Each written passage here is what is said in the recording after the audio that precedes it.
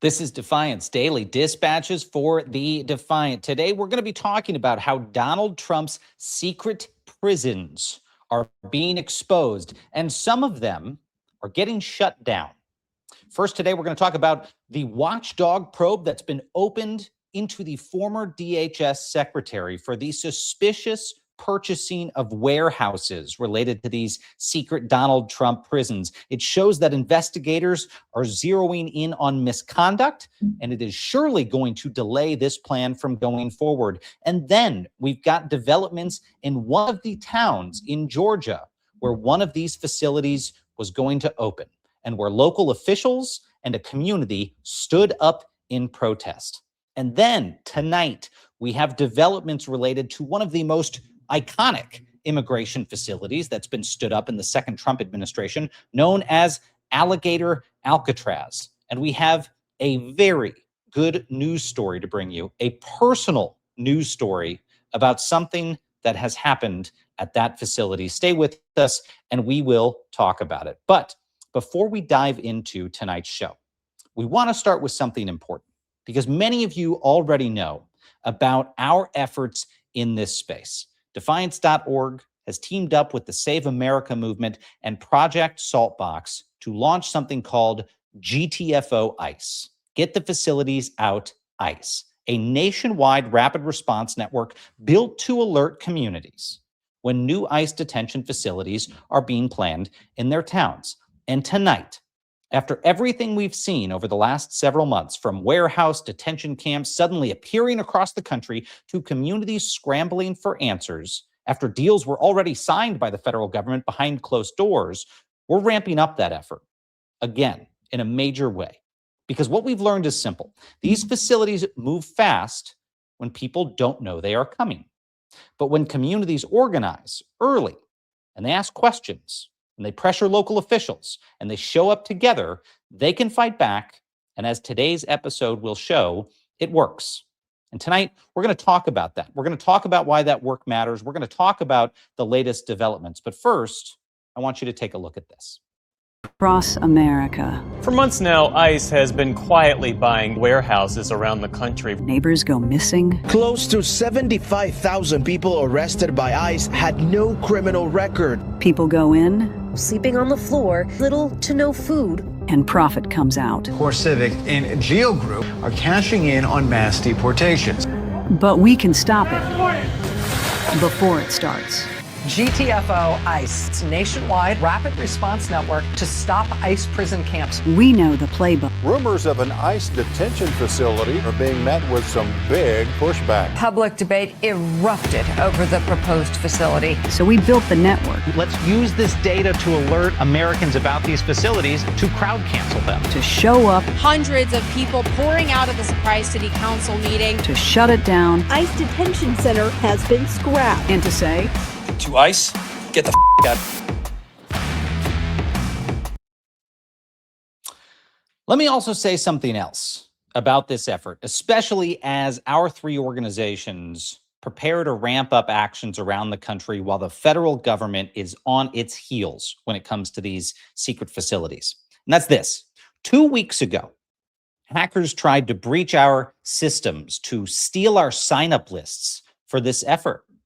They, or at least some of them, took information about people who signed up. And then they sent harassing emails to those people saying that their information was shared with federal law enforcement, as if it's a crime to oppose Donald Trump, as if it's a crime to dissent when this administration is opening prison camps in our communities without our consent, as if it's a crime to exercise your First Amendment rights. So let me just say this. First of all, to the people who were behind those attacks, your day will come. We have not forgotten. We are working with the appropriate investigators and authorities, and we will not tolerate the naked and pathetic effort to intimidate patriotic Americans. Second, we're not going to let anyone shut us up. This work continues, and we're going to fight like hell. So if smug little cyber trolls think they can trample on the First Amendment rights of the American people, they've got another thing coming for them. And here's the thing.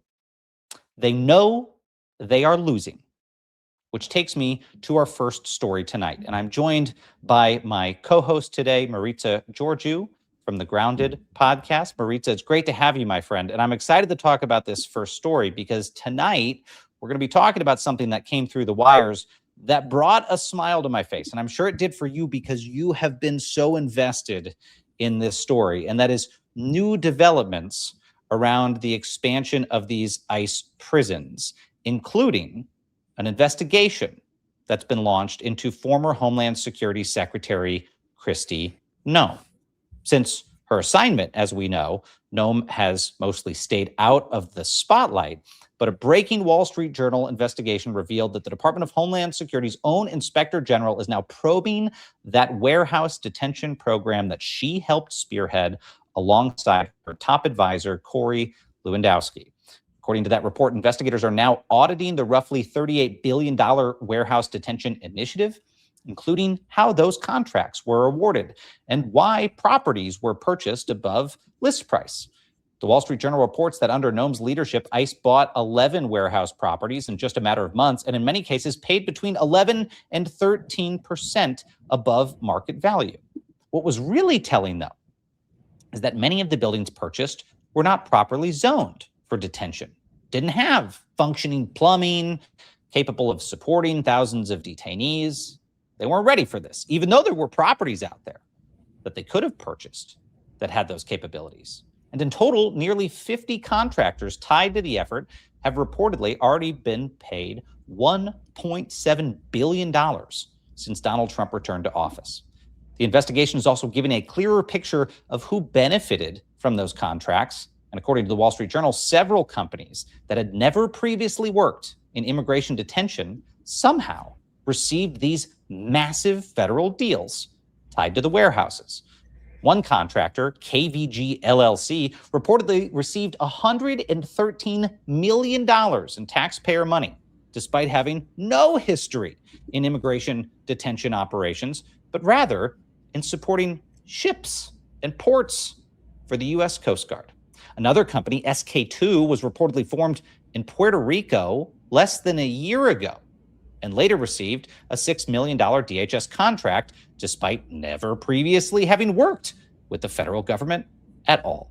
So, Maritza, when I saw this story, I thought of you, and I wanted to ask, because you have been covering this now for quite a while. You've been going to these towns. You've seen these warehouses up close.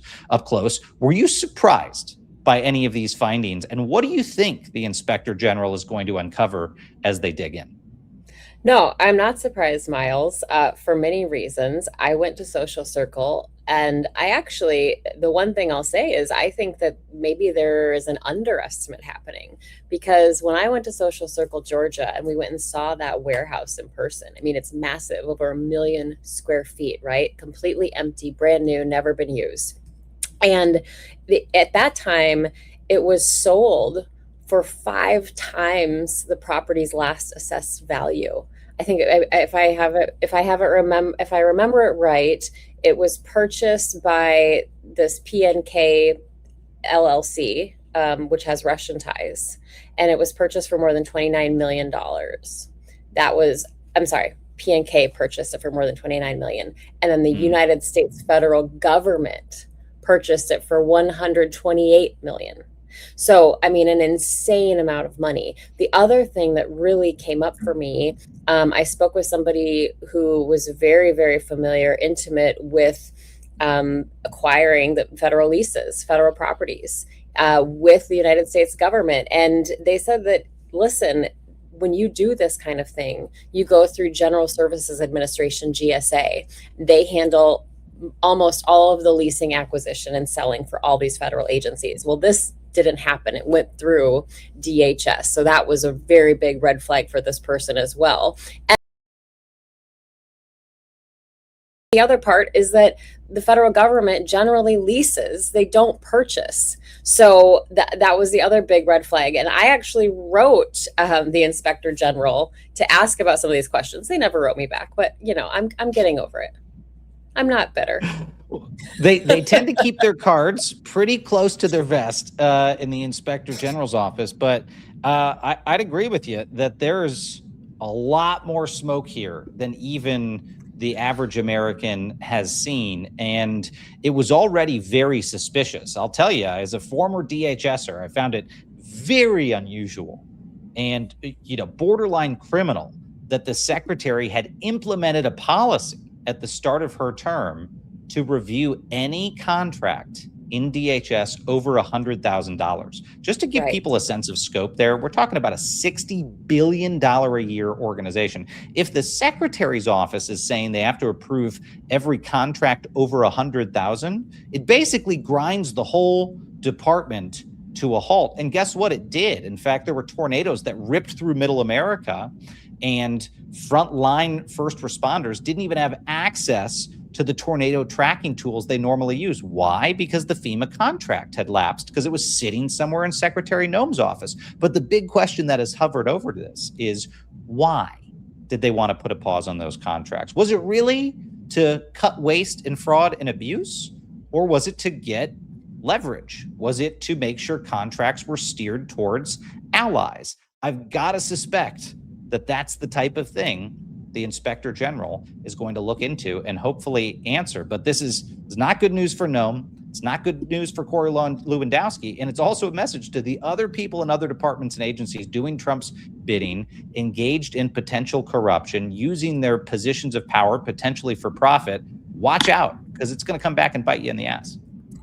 Yeah, and I think that what is interesting is, like you said, it was mandated that Kristi Noem approve all of these, which means she approved all of the purchasing over these federal warehouses, which again really shouldn't be through her office. It should be through GSA. So many questions here, and a lot of smoke, like you said, Miles, a lot of smoke. And probably still some smoldering fires. But you know what? Like I said at the top end, if these folks continue to go forward, they are going to be met by very resistant communities. And we're going to talk about one of those today that you already mentioned, Maritza, which is Social Circle, Georgia.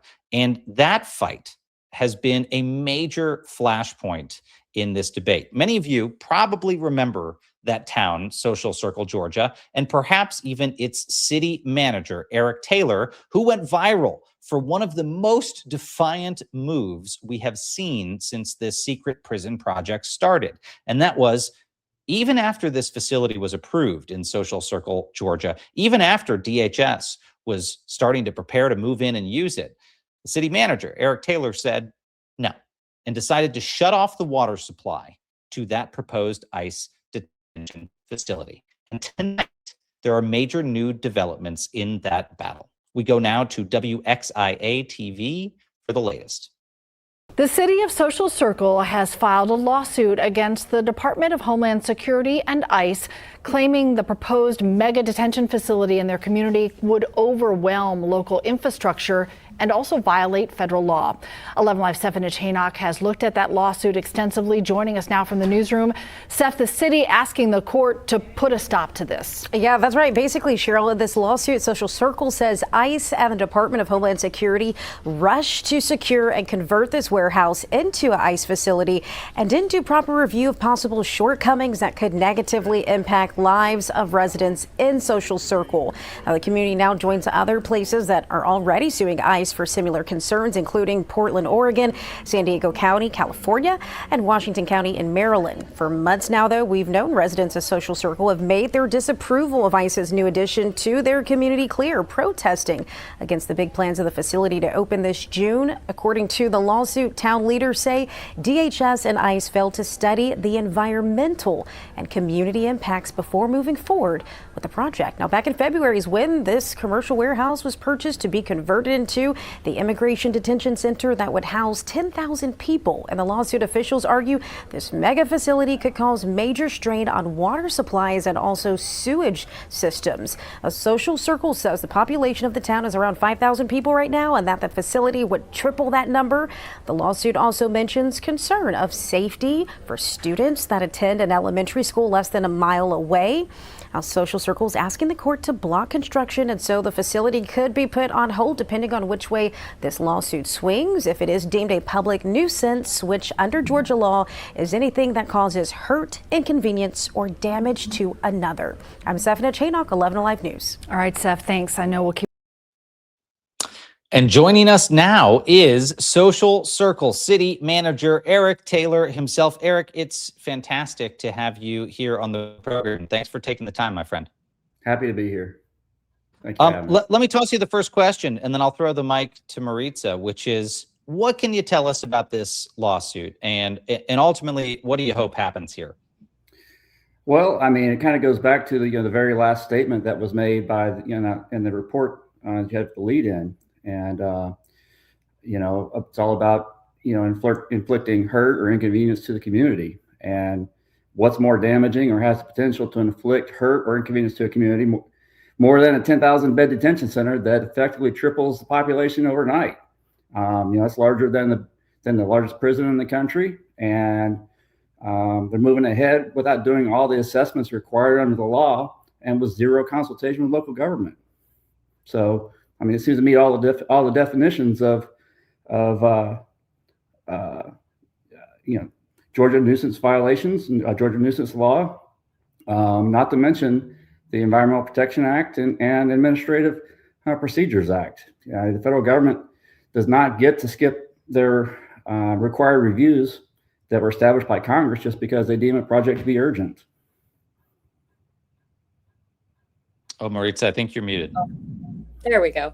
When I was down there, Eric, and interviewed you in February, and we went to that facility, I mean, it was completely empty. It was down to the studs, like industrial beams inside. And I know they said at the time that they were hoping to get it built out for 10,000 people within 60 to 75 days, which seemed like a very large feat to me at the time. And I know you and I talked about that. So what is the progress update? Have they started work on that, or is it still in limbo since you went and locked the water box? There's been zero activity over there. The only people who are over there are the security guards who are trying to keep people off the property.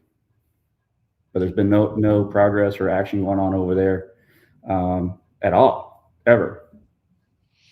Zero activity. Eric, that strikes me as the operative words for other communities to hear when they hear this story, which is that it does make a difference if people stand up and do something. I mean, we get told all the time in the face of these things, go protest, show up at the city council meeting, send the email, and folks feel so cynical that those things don't make a difference. But every community where one of these things has been stopped, it's because folks like you and folks in the community actually said, no, this is not okay. This is not the way things are done in this country. And it has worked. What lessons do you think other municipalities around the country need to take from this? What would your message be to towns that are facing other examples of federal overreach? Well, I think at the end of the day, you have to have the courage to do what's right and to listen to what your constituents want. This is a fairly conservative community. They went 73% for President Trump in the last election, but yet it has unified this community. They're absolutely unified against this coming in. And, it's incumbent upon city leaders everywhere, whether you're an elected official or a staff person like me, to at the end of the day, always do what's right for your community. Eric, I know when we talked, I mean, you said you were going to explore every option you had, including possibly legal options, and here we are today. One thing, though, that I don't think people quite understood is, in addition to this tripling the town's population and being, the largest detention center in the U.S., right? Your city was counting on that building when you approved that building to be a distribution center. You were counting on $1 million in tax revenue based on that permit approval. And if I remember right, your budget's about $8.5 million. So what has this meant? I mean, even without them going through with the construction, that's money just left on the table for Social Circle. Like, what has that meant for you? Are you possibly pursuing damages? Well, we'll leave it up to the courts to decide what remedies are at the end of the day. We'll be happy if they just pack up and leave and go somewhere else, or abandon the whole concept altogether. But as far as the building itself, people have to remember that facility, when it was built and approved, it was not a very popular project to begin with. But it did not require any kind of city council action other than a couple of variances, as it was already a zoning by right under Georgia law, as it was already an industrial zoning. And so when we thought this was coming in, it was when there's a lot of supply chain issues going on with coming out of COVID, and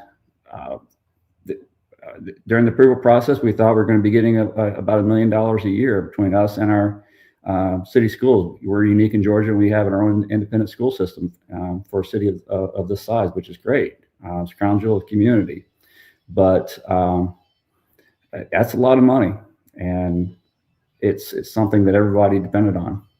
And now not only is it going away because it's being taken off the tax digest, now we're going to have to compete with the federal wages that the workforce will be paid.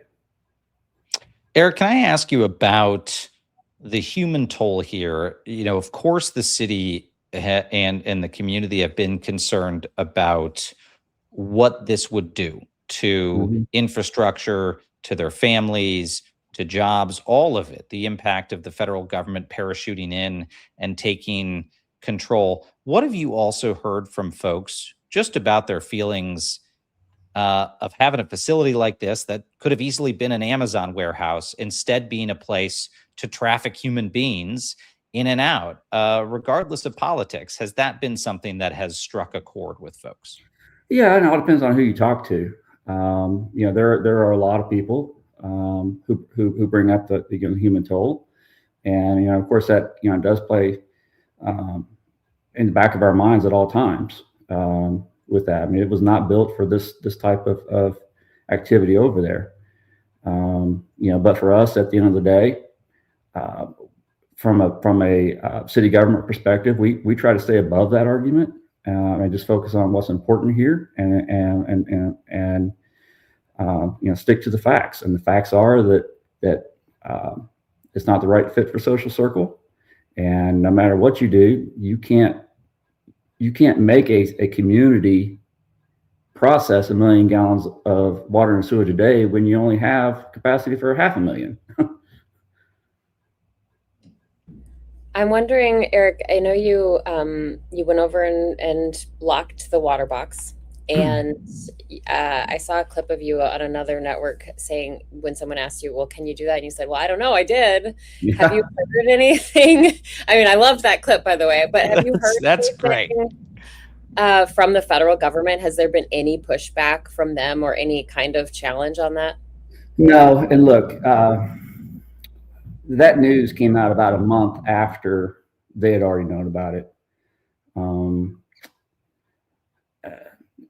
We did when we put the lock on the water meter over there, it was done just a couple of days after we confirmed that they had indeed purchased the site. And we were concerned that we hadn't heard anything about the project, and had zero communication with DHS up to that point, and we weren't very confident that behavior would change. And so we did something that we felt like we had to do, and not only to preserve our water and sewer supply, but also to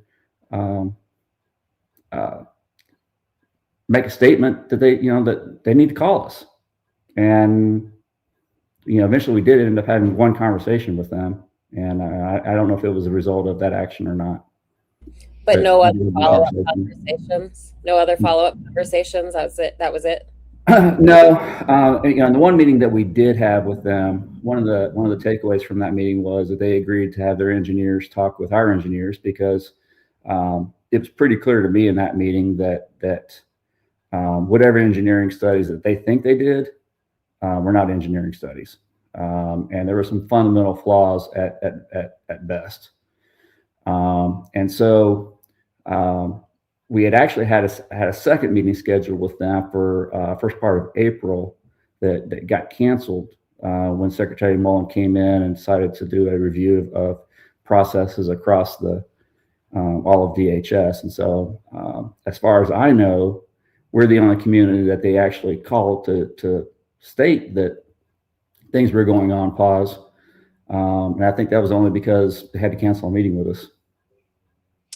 Well, Eric, we look forward to tracking the latest developments, seeing what happens with the lawsuit. But let me just say, it's a message for folks that work in public service jobs all around the country. You can do something bold. You can do something, dare I say, ballsy and defiant, and have a very, very real impact. So we'll eagerly follow along what happens next. And just want to say a big thank you for speaking up and standing up. It's contagious. Thank you. Do the right thing always. Eric Taylor, city manager in Social Circle, Georgia. Maritza, I love that story. I mean, and this is such a great, I don't want to say it's the end of the story, but it's such a great development to see amidst all of this, and how actions of people like Eric Taylor have ground this $38 billion thing basically to a halt. It's super impressive. You know, Miles, I mean, he just, after I did an interview with him in February, again, I was reporting for the Save America movement down there in Social Circle. I talked to so many people on the ground. And after I talked with him in person, I mean, to think about the big, you know, David and Goliath situation that this was, and the Goliath being the federal government against this tiny little town of Social Circle, Georgia. It's a city, I should say. And this one city manager, you know, when I talked to him, he told me like this was the twilight of his career. Basically, he went there to go, you know, finish out his career on a high and try to do some good for this small little city in Georgia. And then he has the federal government coming into town, and he's up against us all of a sudden. And when I think about that conversation and where we are today, it just brings tears to my eyes. I mean, this is a man who cares deeply about his community. And, you know, it really reaffirms my sincere belief that one person can make a difference and everybody should try. Well, we've got another example of that today. If folks are looking for good news this week, we have more on this front, because while communities like Social Circle are still fighting with lawsuits and these actions to stop those new detention facilities from opening, one of the most high-profile ICE detention sites in the country may suddenly be headed toward closure, with news this week that Alligator Alcatraz in Florida is on the chopping block. As we discovered on Tuesday, the New York Times reported that contractors working at the Everglades facility were reportedly told that detainees could begin being transferred out by the start of June as the facility prepares to wind down operations. Now, the report says the site has become enormously expensive to operate, costing Florida more than $1 million a day, while the state still waits on hundreds of millions in federal reimbursement requests. But tonight, there also appears to be growing confusion over whether the facility is actually shutting down. Take a look and we'll talk about it on the back end. Closure, confusion. In an exclusive interview, Homeland Security Secretary Markwayne Mullin skirted questions about the closure of this immigration detention facility known as Alligator Alcatraz. Take a listen here. Well, I don't think we've said we're shutting it down. Oh, That's not been an announcement we've made. But we do understand there's vulnerabilities there. It's a soft-sided facility. Right now, we have fires that are within 20 miles of it. It's, you know, we all know that Florida is pretty susceptible to hurricanes.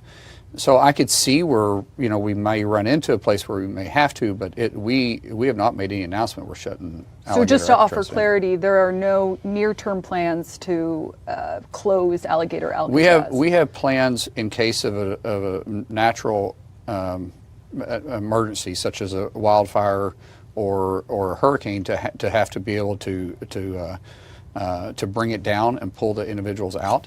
But there's need for us to be able to flex when we have a big influx.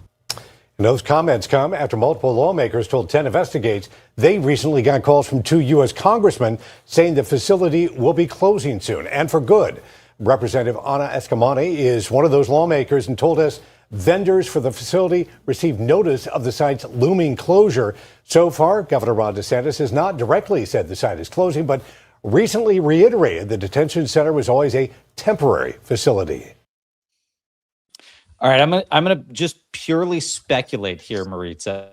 Here's what I think happened. Having worked in that chain of DHS and with those detention facilities, I think Donald Trump saw the headlines of Alligator Alcatraz closing, and I think he was pissed because this was something he personally wanted. I was one of the first people he said, go get me alligators to police these migrants. And of course, we thought that was ridiculous, that the president wanted us to bring alligators down to the border and keep migrants out with alligators or guard migrants with alligators. This was stupid, draconian, bizarre Middle Ages stuff that he was obsessed with. But he brought in a team that was more than excited to make that happen in Florida. And so I'm sure he saw this thing was shutting down and said, hell no. And that's why you've got the DHS secretary offering conflicting messages. I don't know. What's your read? Well, I do think that so often in these interviews, the members of the administration are definitely catering to a party of one. And so I think that that's probably pretty spot on. I also think that there's just a hell of a lot of confusion and that they might be on track with something and a plan. And all of a sudden you have the president on Truth Social saying something that totally contradicts what you thought was going to happen. So I think there's just a lot of chaos, Miles, but I also think that could be very well plausible. I mean, who knows? Who knows? I mean, I know you have insight from your time in the White House, but it's anyone's guess as to like what these conversations actually look like, unless one of us gets added to the Signal chat, then we'll have a clear understanding of what's going on. But here's the thing. As we reported earlier this week, Donald Trump, very famous for not paying his bills, and kind of seems like the Department of Homeland Security has been stiff in the state of Florida on this, and states don't have budgets like this. States don't have $38 billion to blow on detention facilities for the federal government. So it doesn't surprise me at all that even a rock solid MAGA governor like Ron DeSantis would say, we can't keep paying this. So I'll be interested to see what that conflict looks like. They've had a revolving door of really awful press too. Really terrible headlines. I mean, human rights abuses left and right out of there. That clip it brought up something for me. He's talking about, oh, well, we have a contingency plan if there's this or that. Well, talk to the parents who lost their kids in the flooding in Texas.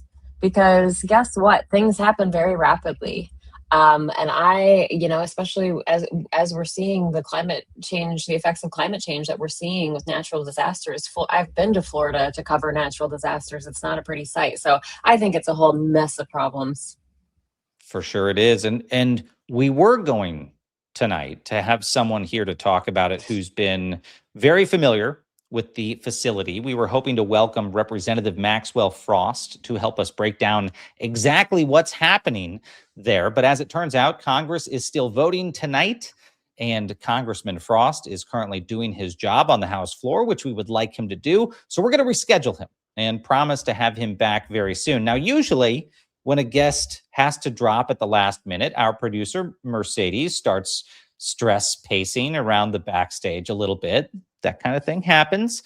Live shows are messy sometimes, but honestly, if there was ever a night for a schedule change, it was this one.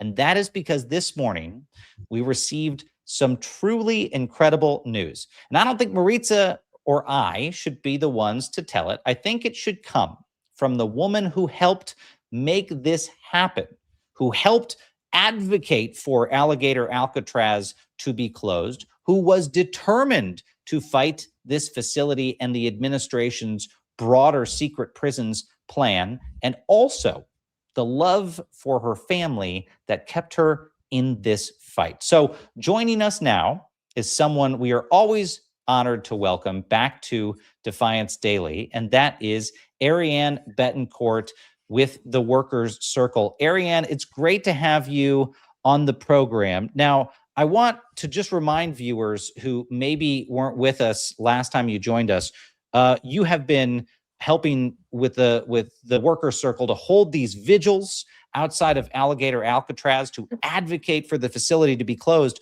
but your reason for that is very personal. Tell us why. My father was in Alligator Alcatraz until yesterday. He spent 4.5 months out of the last 6.5 months at that facility.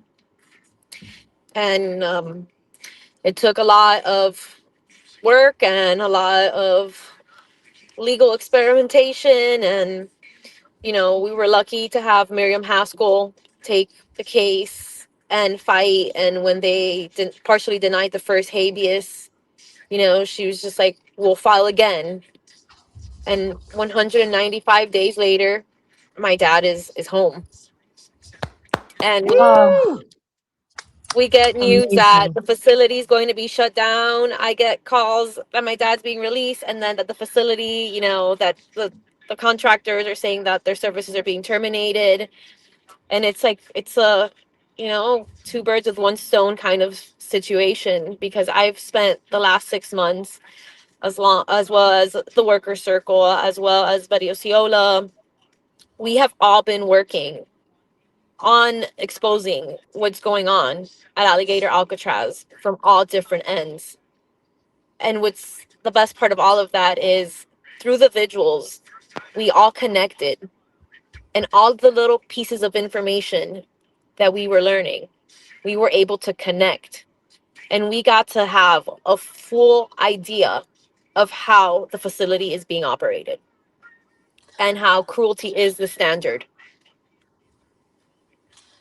Ariane, while I'm so happy for you in this news, I also know that you have been through hell, and other families like yours have been through hell. Let me just ask how your dad's doing. How are you guys doing? I'm sure this is just an overwhelming emotional time. Yeah, he's overwhelmed. He was in there for 6 months. He was detained for 6 months, and I've been advocating for 6 months, from here to Minneapolis to Chicago to DC. Anywhere that I could go and speak out against what, where like families like mine are being subjected to, I showed up. I gave up my entire life, everything that I had worked for a decade, because there was nothing else to do but to fight back. I wasn't going to just sit there and watch them do what they've done to my dad. And this is, he's free, but this is going to be a very long healing process. My dad's extremely shaken up. He's extremely thin and frail. They weren't administering his medications properly. They were giving him sleeping medications during the day. He's slurring his words. He's really nervous. He's really shaky. He can't even express what's going on in there. The only thing he keeps saying is, I left a lot of guys there who need help, who needed more help than I did. Well, I do have to say, Ariane, oh, go ahead. And, I know a lot of people in my situation would say, okay, your dad's free. Like, your job here is done, but it's not.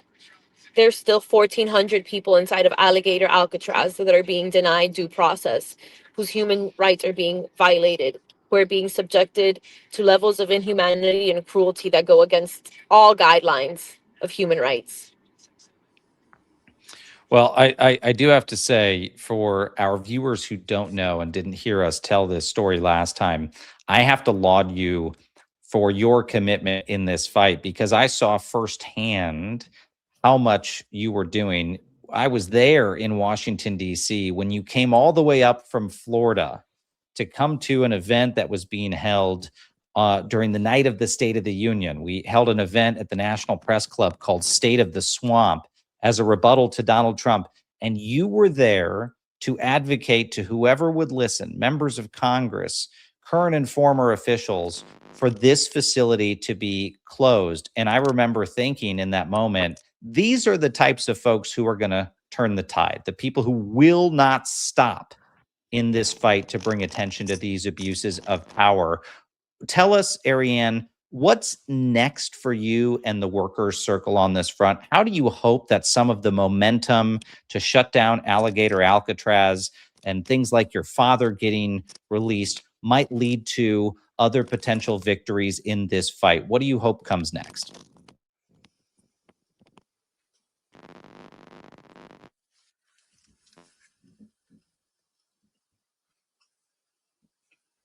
Oh, we might have lost Ariane. We Oh, have a slight delay there. Yeah, I think we did lose her signal. We'll see if we can get her back there. I got to say, Maritza, a very remarkable story when she first came and told it. And her situation, I think, exemplified what you're seeing with so many families out there who are going through this, who literally don't know why their loved ones have been detained, who are having to file things like these habeas petitions. A habeas petition, for people who don't know, is when you say, hey, judge, we don't even know why our friend or family member is in custody. Ariane's back with us. Ariane, I was just saying before we lost you, what are you hoping comes next in this fight?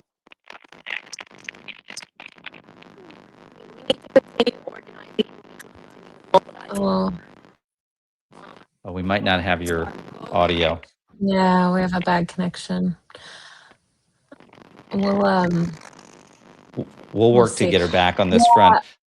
You know, I was saying the same thing, Miles. I mean, when we were talking before the show with Mercedes, and you know, she talked about how Ariane talked about how she gave up her whole life. Everything just quit because this is all she could do and focus on, and all of the organizing and mobilization and going where she needed to be.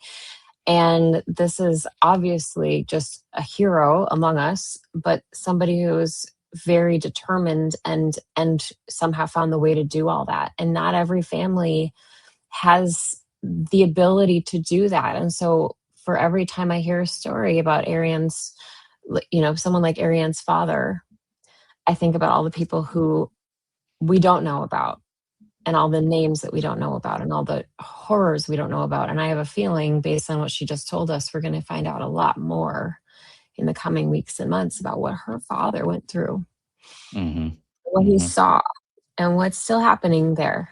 And you know, we need to keep a spotlight on this. We need to keep talking about it. We need to keep fighting for the names we know and the names we don't know.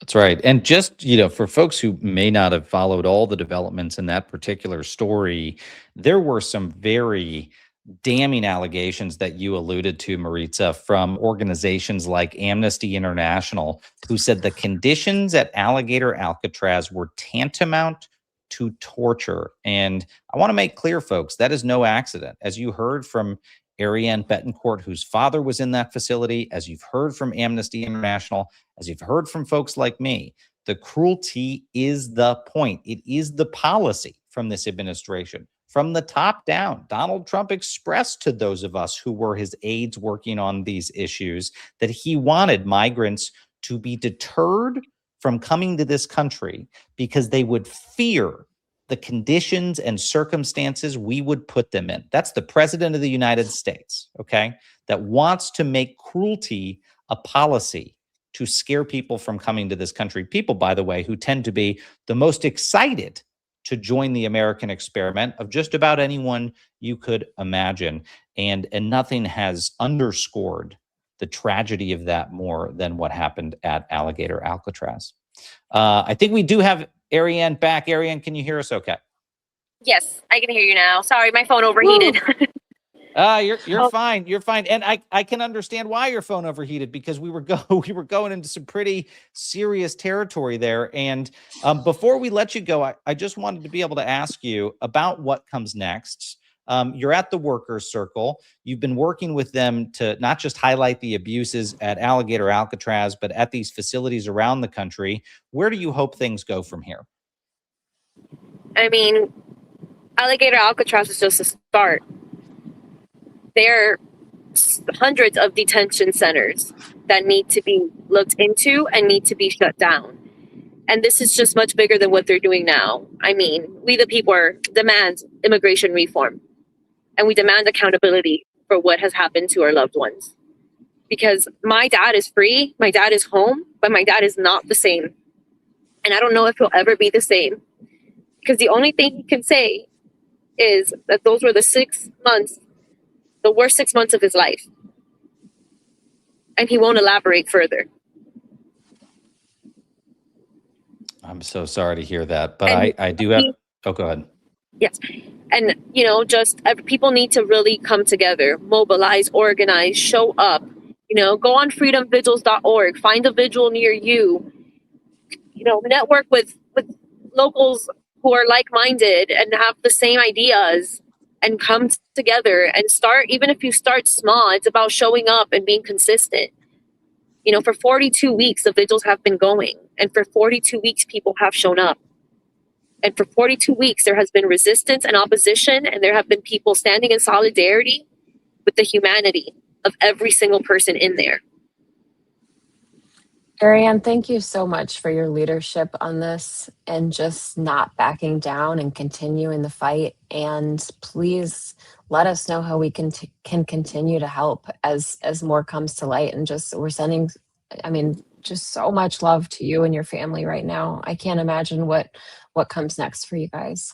Well, and I got a piece of good news for you, Ariane, because we get to tell you exclusively tonight that the very first action that the project we started, GTFO ICE, is going to take is the nearly 20,000 people who've signed up to be a part of that rapid response network are going to hear this week that their first marching orders are to join you all by starting vigils around the country. So this week, we're going to say to that community, go to freedomvigils.org, work with you all to get more of these vigils in more places. And we couldn't be more delighted to say that publicly for the first time than with you here on the program. So you all have inspired us. You personally have inspired us. And we're going to take the GTFO ICE network and make sure they help expand those vigils around the country. And I think Maritza and myself and Xander are planning to come stand with you at one of those in the very near future. So we're going to try to make that happen soon. That sounds great. This is what it's about. It's about coming together and finding ways to help as many people as possible. My mission right now is the same as my dad's. He left people back there that need help, and we're going to help them. And it's going to take a lot, but families need to know that there are options. If your bond is denied, file a habeas. Your habeas gets denied, file again. Do not let them break you. Do not let them coerce you into self-deporting. Do not let them force you to give up your life. Fight back, because this is an administration. This is temporary. And people will have to be accountable for what has been done in this country. Ariane Betancourt of the Workers' Circle and an advocate for immigration reform. Ariane, thank you so much. Congratulations to your family. I know it's a hard road ahead, but we're going to be thinking about you all, and we look forward to seeing you very soon. Thank you. See you soon. Thank you. I will say, Maritza, despite obviously that long road that they have, things like this, stories like Eric Taylor, stories like Ariane Betancourt, this is real. This is happening. This is what defiance looks like in this country when people start pushing back. These guys can't shut us up forever. They can't put duct tape over our mouths and force people into secret warehouses without folks having something to say about that. And the folks who have been saying something have been making a pretty damn serious dent on these issues. It's just remarkable. And, I'm sitting here listening to Eric Taylor, listening to Ariane, and seeing across the bottom of our screen Defiance Daily. And what two better people to come on today and talk to us about, like I said, one person can make a difference. And these are the stories that we, our ancestors will be reading about when they read about this period in time and how we got out of it. And I just, like we said, the road ahead is going to be hard for her family, but I'm so glad her dad is home. Indeed. And I will say, normally, Maritza, we end the program, which we will today, with our usual segment, Who is Joining the Defiance? But I kind of feel like we already had Three spectacular answers today. We've got the Inspector General at the Department of Homeland Security, who's joining the Defiance and pushing back against the obvious corruption in these secret prisons programs. We've got Eric Taylor down there in Social Circle, Georgia, who's literally shutting off the water to keep these things from opening. We've got Ariane Betancourt, who traveled all around the country to advocate for the closure of these facilities, might have gotten close to helping to secure the closure of one of those facilities, and now has her father home out of detention. But it doesn't stop there, because we have someone else who's joining the Defiance, which is one of our favorite pastimes, and that's scrolling TikTok for recipes. Now, you may think, okay, wait, where are you even going with this, Miles? Who's joining the Defiance by scrolling for recipes? That might not be everyone's pastime. It certainly is for our producer. But if you have something to break up the constant doom scrolling, it's helpful. Now, oftentimes, those creators, they keep politics out, right, of their TikTok recipes. I mean, what does cooking have to do with Trump? Turns out a lot, at least according to this creator. Just shut up and cook, they say. We don't want to hear your politics. Well, folks, there is nothing I would like more than to share amazing recipes and talk about little else. But as long as good people need a reassuring word, you're going to hear about it. And as long as the people making decisions about your family's lives are too inept, too corrupt, and too drunk to do their jobs, you're going to hear about it.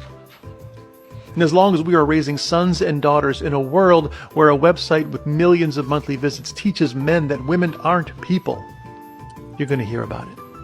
And as long as the places that taught us how to think are being defunded for embracing diversity, you're going to hear about it. As long as a masked secret police force can kill people in our streets with impunity, you're going to hear about it. And as long as a parent has to choose between their kid's medication and the electric bill, you're going to hear about it. And as long as the rule of law means one thing for us and something else entirely for the people in charge, you're going to hear about it. As long as I get the question, what can we do about this? You're going to hear about it.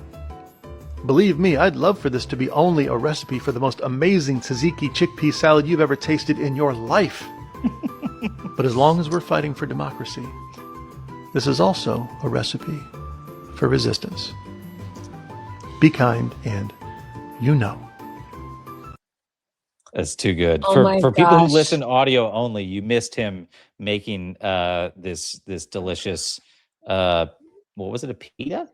It says tzatziki. It's Greek. Oh, Come tzatziki. Yeah, on. it was Greek. I mean, it looked delicious as he was spelling that out. I love that. So, by the way, that creator on TikTok is the Dad Briefs. That's who that is. And I'd be curious to ask our producer how many views that's had so far. I hope that thing has been taken off. But I the love Dad him. Briefs I've is the seen creator. him. Yeah. Yeah, he's amazing. I love his videos. A lot of my friends share his videos. I love it because, I mean, also I'm hungry, but and Mercedes chose a video where he's making a Greek, something for my Greek pescatarian heart with chickpeas and tzatziki. Like, yes, I would like to eat that.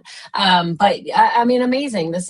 We're seeing so many creative content creators. Really, I see it every single day, a new one. Like, wow, people are incredible.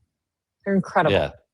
It made me think of a couple of months ago, we featured another who is joining the Defiance, which is a guy who does woodworking, and he teaches a shop class. Yeah. And he did a similar version to that where he was like building a cabinet and talking about fighting fascism. It was great. It was great. I love There's the another trend. lady. Yeah. She has like a fancy coffee maker, and her videos kept getting taken down. So she'd be like, "Look at my video about my coffee I'm making today." And then in the subtitles, she would be writing all kinds of stuff about what's going on and why she's outraged. But it would like prevent her video from getting taken down because the algorithm wasn't catching on. So. Oh, that's cool. I love that. Well, we'll take one or two quick questions before we wrap, Maritza, from members of Defiance.org who can comment in the chat. Colleen Cummins asks, is there support for those who are being released but suffering from the trauma and the abuse? Maritza, this is a great question. I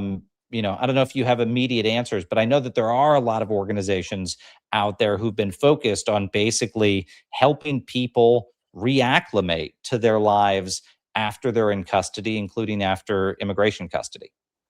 Yeah, I don't have an immediate answer, and it's a fabulous question, Colleen. I know, my hometown of Minneapolis, there are folks who actually go out and help people who are released get home, because a lot of times they're just being dropped off in the middle of nowhere with none of their stuff, no phones, no nothing. So, I mean, that's like the immediate, but you're so right. There needs to be long-term support. I can't imagine there aren't organizations working on that. I just don't know what they are in this moment, but I will definitely look into it after this.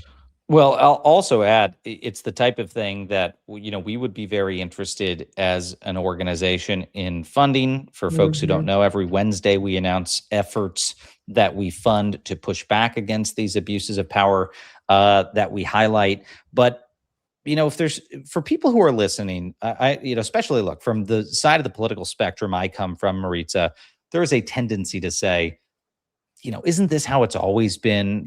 Aren't Democrats making hay about something in the immigration system that's always been this way?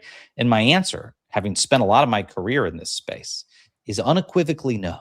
What we are seeing right now is unlike anything we've ever seen. And if you need any data point, this week we reported on one of those data points, which is that there have been 10,000 rulings from federal judges against this administration's immigration policies alone in the past year. 10,000 rulings have had to have been issued from 425 different judges, including judges Trump appointed, to say, you guys are breaking the law. You're illegally detaining people. You're detaining people against their rights. You're violating their rights in custody. You must release them. At least 10,000 times that has happened. You want to know how that compares to previous presidents? It blows them out of the water. In their entire terms, in Barack Obama's entire 8-year term, we didn't see numbers like that, let alone in a single year. So no, nothing about this is routine. This is extraordinary. Those are the ones we know about, right? I mean, those are the ones that we know about where there was an avenue to file lawsuits. I do want to mention too, because Carla's in the chat, and there was also the very, very high profile story out of Montana, diesel mechanic in a tiny little town of Freud, Montana, who's also been locked up, Miles. He was released today also after, because the town fought for him. The town stood up and fought for him and said, no, you're not going to do this. And they raised the money for an immigration attorney to help him get out. So there's a lot of work to do, folks. And yeah, I if you hear of anything specific, let us know so that we can jump on board and help. For sure. We'll take a final question from Defiance.org founding member Chris Palomino. Chris asks, do you know anything about Midas Touch reporting that Trump has been sending U.S. aircraft into allies' airspace, such as Mexico? The only thing I found is there are allies who have closed their airspace to the United States. So, Chris, here's what I'll say on this front is I don't know if folks who are watching saw the film about 10 years ago called Sicario. It's actually a very great film. Josh Brolin is in it. It's directed by Denis Villeneuve, who's the director that does the Dune films. And it's about an administration, fictional story, that decides to use war on terror tactics to go into Mexico and start ostensibly dismantling the cartels. And what happens to the rule of law when you try to bring warfare to America's doorstep on something that may be a huge law enforcement struggle, but is not definitionally a war, and certainly not the thing that we should be suspending the law and human rights over. And that film was a warning, and I think a very propitious warning. And Chris, I think what we're seeing now in Mexico is that this administration is doing almost exactly that. I mean, recent reporting this week shows that the Central Intelligence Agency has been engaging in covert action inside of Mexico, again, to go after some of these cartels. None of us here are going to play the violin for cartel leaders, but what we are going to say is it's a pretty scary and slippery slope when this administration starts suspending the rule of law, launching secret assassination programs. And it's an extension, I think, Chris, of what we have seen in the Caribbean and the Pacific, where Donald Trump and his administration have murdered more than 200 people rather than arresting them for alleging that they have drugs on their boats. Now, I want to be very clear about this too. I've overseen many of those operations at the Department of Homeland Security, and not once did the United States Coast Guard ever come to me and say, "Sir, we cannot arrest the people on that boat. We recommend just killing them from the sky," because they knew that that would be illegal.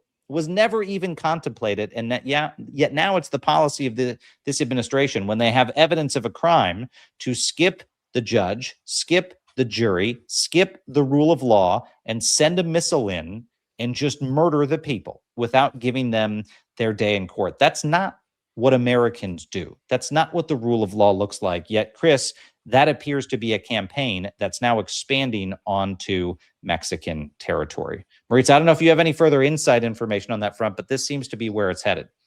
No, I don't, but I think you raise really good points. The boats in the Caribbean, it's really troubling to me, not only because of the U.S. government deciding they're just going to be the executioner without any trial, like you said, for an offense that I don't think is punishable by death.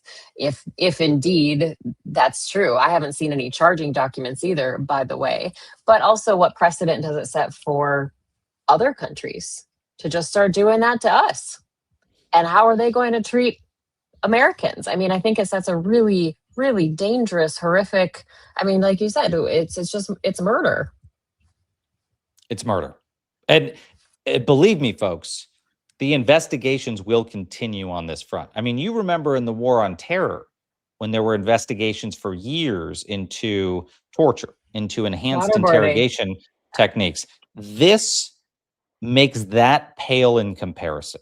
Okay. The handful of people who were waterboarded, who were known Al-Qaeda operatives, many of whom were found to be planning mass casualty attacks, are entirely different than these cases where we have obvious examples of people who could and should be arrested, and instead we're just killing. I don't even care if you think that that's the thing that should be done to drug dealers. I mean, I do care. But if you actually cared about American security, you don't go annihilate the evidence. Your best evidence to take down these organizations are those operatives. You roll up low-level operatives, those take you to mid-level operatives, then those help you get the high-level operatives to dismantle a network. You don't just kill your best evidence. That's what this administration's doing, among many other abuses of power, and something that is not going to be forgotten when this is all over, Maritza. I just have a really quick question though. Did you notice anything about me today? You're wearing a leather jacket. I'm stealing your look. You stole my neon. You stole my neon sign, so I came looking like Miles today. I knew this would be a great day for Xander to skip as soon as you rolled in with a leather jacket, because I know he doesn't have a leather jacket, and if he had shown up without one today, we would have just kicked him out of the show. And I can Thursdays see, yeah. I was going to do Mean Girls thing. On Thursdays, we wear leather, Xander. That's right. That's right. And I can tell he's salty because apparently Xander's posting in the chat right now. I don't know if it's from the airplane or where. And he posts in the chat, Xander Schultz asks, "Is Miles really 3'5" tall?" Oh, Xander. Don't punch, man. Don't punch if you're not here to fight back. All right, man, because everybody knows you're a little tiny guy, and it's just the camera makes you look taller than you actually are. 99% of people watching have never met Xander. He's very little, and that's okay. But he shouldn't be ashamed that I can keep him in my pocket. He's that tiny. But I thought the whole plan was to make people say that you're a tiny little guy. That's what he's trying to do. This is what he's trying to do. He's trying, but he's not here. He's not here. That ain't me. I'm a tall guy. Well, look, we've got tomorrow is going to be a fun day, Maritza, because it's Friday, which here at Defiance Daily is always a fun day because we will award the Donald J. Trump Soulmate Award to his biggest supplicant of the week. And we will go through the MAGA losses of the week. And we also are going to have two incredible guests. Tomorrow, we will have former CNN Pentagon correspondent Barbara Starr with us to break down the latest on the war with Iran. And our friend Latasha Brown, who we're excited to bring back. It's been a beat since y'all have seen her. You saw her at State of the Swamp, and we're excited to talk to her about the latest. So that's tomorrow. Maritza, I know you weren't planning on being with us tomorrow, but I'm not going to be upset if you just crash the party and jump in. So, just let us know how you're feeling towards the end of the day. Yeah, okay. I'll let you know. I'm on a quick little trip with a girlfriend, but if I, you're always out there having fun, but you're also willing to come in and join for the news while you're out there on those trips. So I know because you did it from Hawaii. Well, the news doesn't stop. This is important. This is important stuff that we got to keep shining a light on. So, we'll be here. We can talk about what's going on from anywhere, right? That's the beauty of the internet when it works. Apparently, I need to leave the state of Montana for my internet connection to be stable, Miles, but we'll work on that. It's real good today outside of Montana. Well, in the spirit of supporting independent media, I will urge everyone who's listening, if you are not currently following the Grounded podcast on Substack, go check out Grounded with Maritza and former Senator John Tester. It's one of the best listens on the platform, so make sure to follow them and subscribe. Can I do a quick plug? We have a very special guest in person. The three of us will be in person together this weekend, and that is former Secretary Pete Buttigieg, who is coming to Montana to talk about the Montana Plan, which is this workaround basically to get around Citizens United. Hawaii just passed something similar based on the Montana Plan through their legislature. So we're going to talk all about that with Mayor Pete this weekend on Grounded.